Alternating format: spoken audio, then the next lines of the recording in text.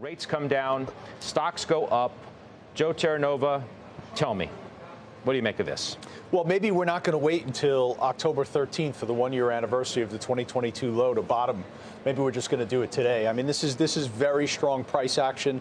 This is the type of price action that leads you to believe that we are certainly building a base in which we could rally through Q4.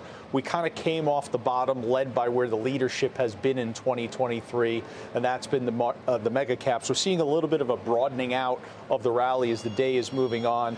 S&P equal weighted is actually rallying along with the S&P, so that's encouraging. Yeah, one sector now, only one sector, Joe, is in the red. That's staples. So it was kind of industrials started to lead you green, financials piled on, tech doing its thing, and now every sector but staples now in the green. So just, I say focus on the price action. What will be important is next Thursday, the CPI report.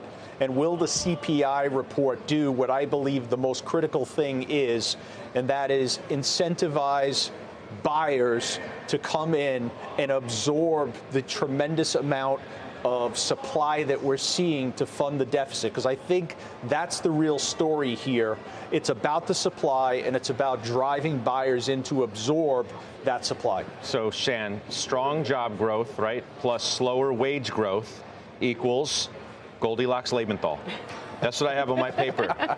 Goldilocks Lebenthal, because it's exactly what Jim had been counting on. He's going to join us, by the way, in just a moment, and he should, because this is exactly what he talked about yesterday ahead of the number. But your thoughts first. So I think you make a great analysis of the difference in this report, right? We've got the establishment numbers, which are the headline payrolls, and we've got what's happening in households, which provides a more muted picture, which I think, again, what investors are looking at is this provide the Fed enough cover, provided we get the continued improving trend in CPI, which I think most of us feel that we're going to, at least in core, maybe not a little bit of fluctuation headline.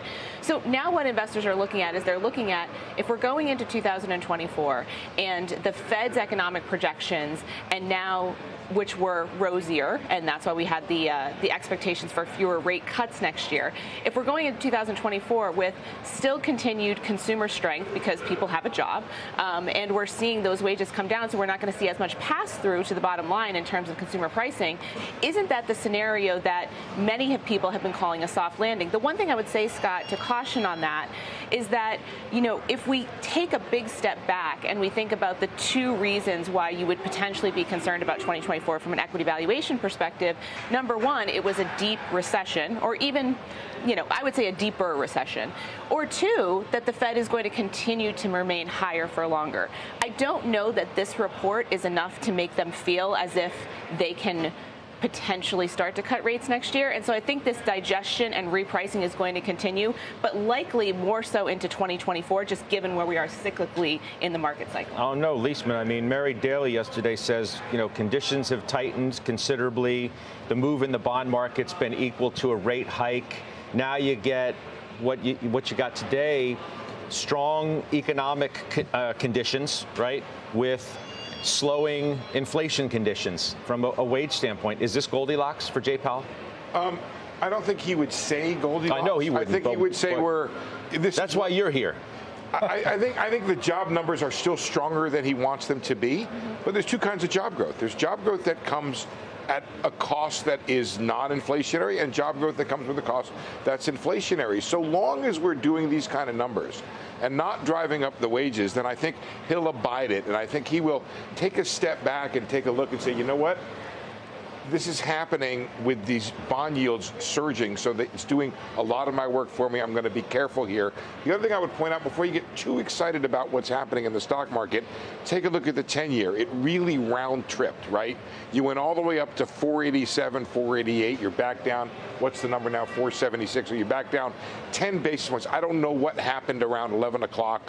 Maybe they got afraid of you guys coming on TV, you know, getting out of the way.